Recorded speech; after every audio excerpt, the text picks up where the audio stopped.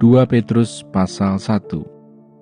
Salam dari Simon Petrus, hamba dan Rasul Yesus Kristus, kepada mereka yang bersama-sama dengan kami memperoleh iman oleh karena keadilan Allah dan Juru Selamat kita, Yesus Kristus.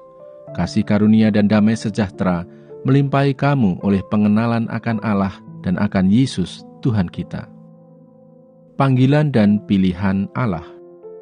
Karena kuasa ilahinya telah menganugerahkan kepada kita segala sesuatu yang berguna untuk hidup yang saleh oleh pengenalan kita akan Dia yang telah memanggil kita oleh kuasanya yang mulia dan ajaib.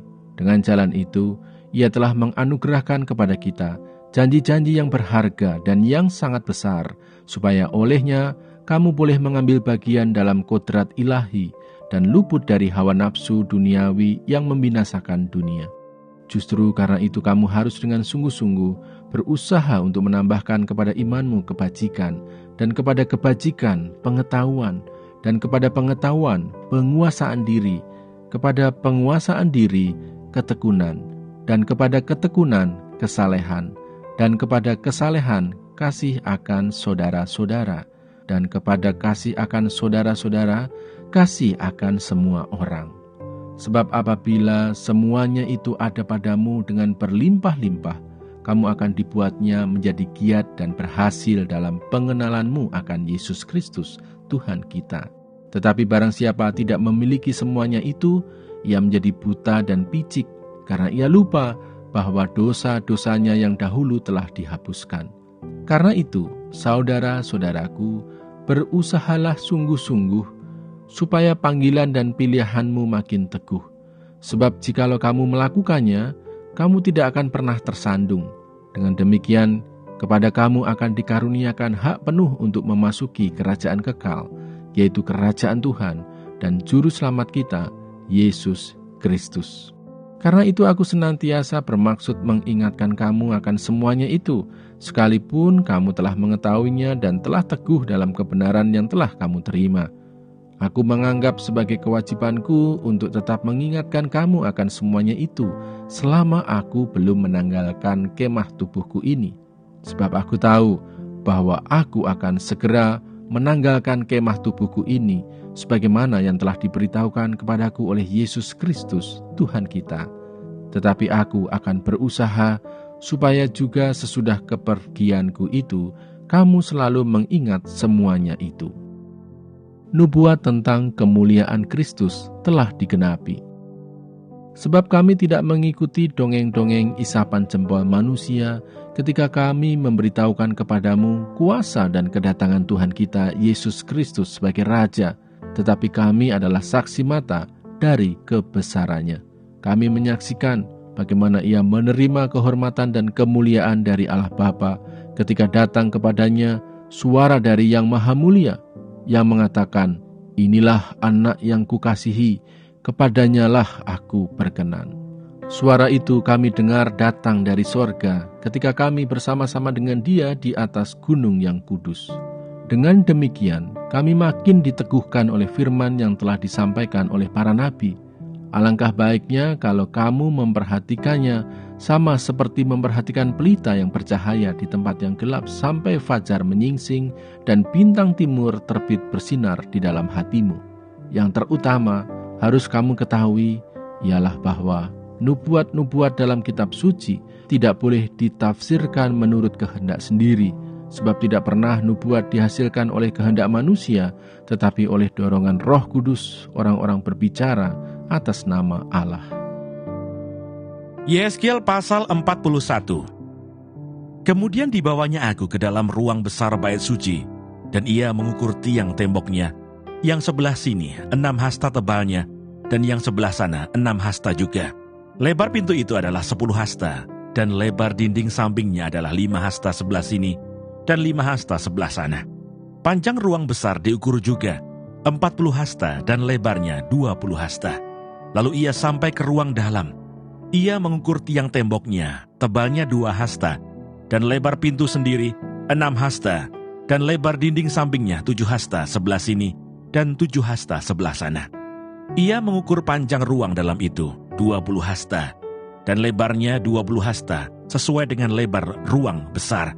Lalu ia berkata kepadaku, inilah tempat Maha Kudus. Kemudian ia mengukur dinding bait suci itu, 6 hasta tebalnya, dan lebar kamar tambahan yang terdapat di sekeliling bait suci itu 4 hasta. Kamar-kamar tambahan itu ada 3 tingkat, dan pada satu tingkat terdapat 30 kamar. Pada sekeliling dinding bait suci ada ceruk-ceruk untuk mengokohkan kamar-kamar tambahan itu, sebab kamar-kamar ini tidak digabungkan pada dinding bait suci. Dan kamar-kamar tambahan semakin lebih besar dari tingkat pertama sampai tingkat ketiga, selaras dengan bertambah besarnya ceruk-ceruk pada tiap tingkat sekeliling bait suci itu. Ada tangga menuju ke atas, dan dengan demikian orang dapat naik dari tingkat bawah ke tingkat atas melalui tingkat tengah. Aku melihat bahwa alas bait suci itu lebih tinggi dari sekelilingnya. Dasar kamar-kamar tambahan itu berukuran 1 tongkat penuh, yaitu tingginya 6 hasta. Tebal dinding yang sebelah luar kamar tambahan adalah 5 hasta. Lebar bagian alas bait suci yang dibiarkan kosong adalah 5 hasta. Di antara alas bangunan itu dan bilik-bilik ada jarak 20 hasta sekeliling bangunan itu. Dan pintu-pintu kamar tambahan keluar ke bagian yang kosong itu, 1 pintu di sebelah utara dan 1 pintu di sebelah selatan. Dan lebar tempat yang kosong itu adalah 5 hasta sekeliling. Bangunan yang terdapat di lapangan tertutup yang di sebelah barat lebarnya 70 hasta, sedang dinding yang mengelilinginya tebalnya 5 hasta dan panjangnya 90 hasta. Lalu ia mengukur bait suci itu, 100 hasta panjangnya, dan lapangan tertutup bersama bangunan dan dindingnya 100 hasta juga. Begitu juga lebarnya muka bait suci bersama lapangan tertutup sebelah timur 100 hasta. Kemudian ia mengukur panjang bangunan yang terdapat di lapangan tertutup sebelah barat, bersama serambi-serambinya di kedua belah, 100 hasta. Ruang besar, ruang dalam, dan balai luar ditutupi dengan papan, dan sekeliling ketiga ruang itu ada jendela-jendela yang berbidai dan serambi-serambi.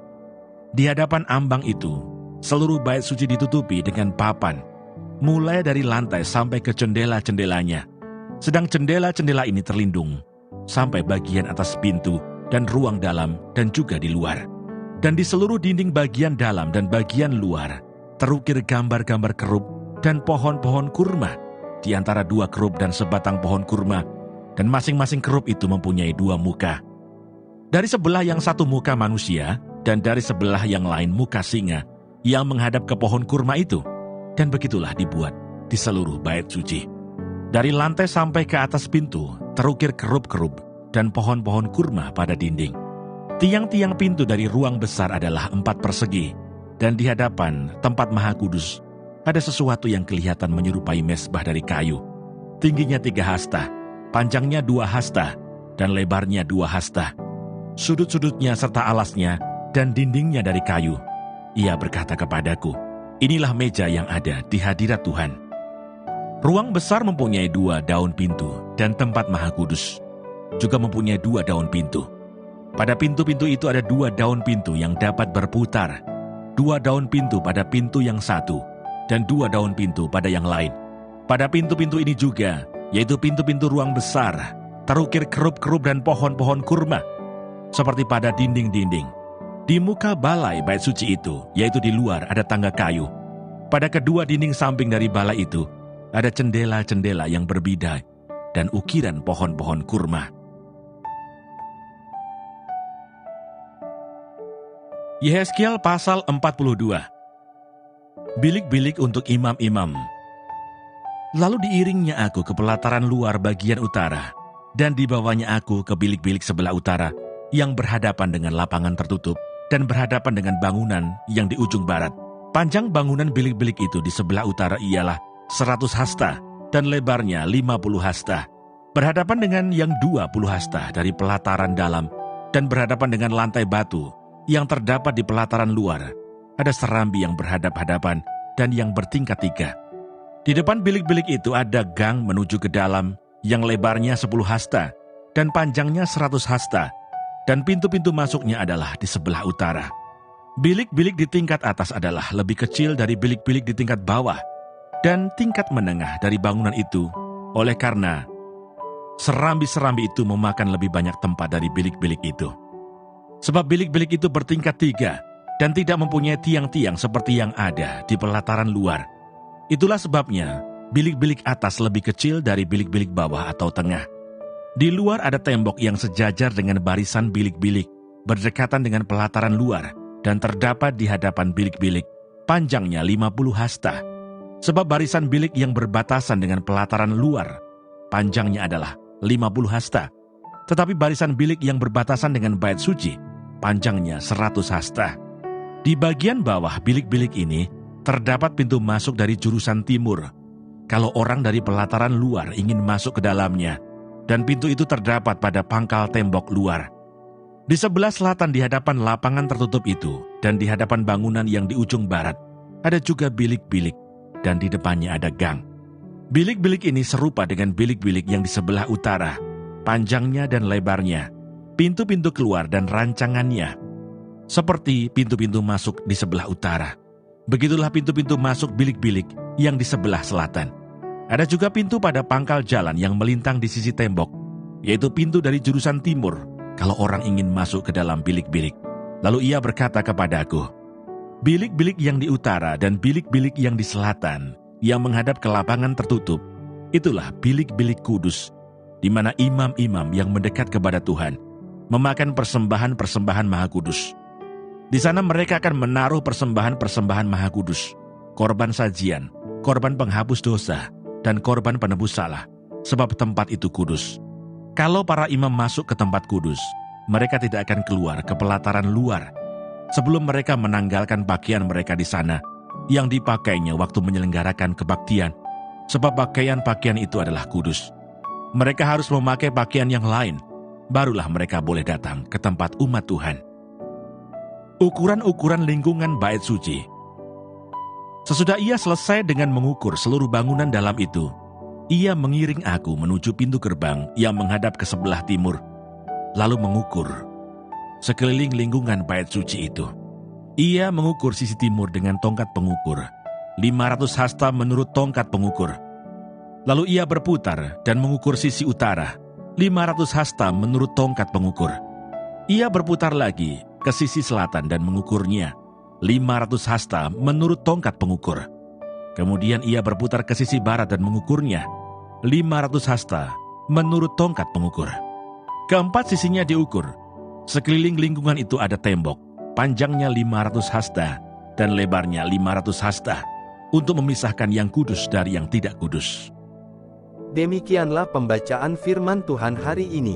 Tuhan Yesus memberkati.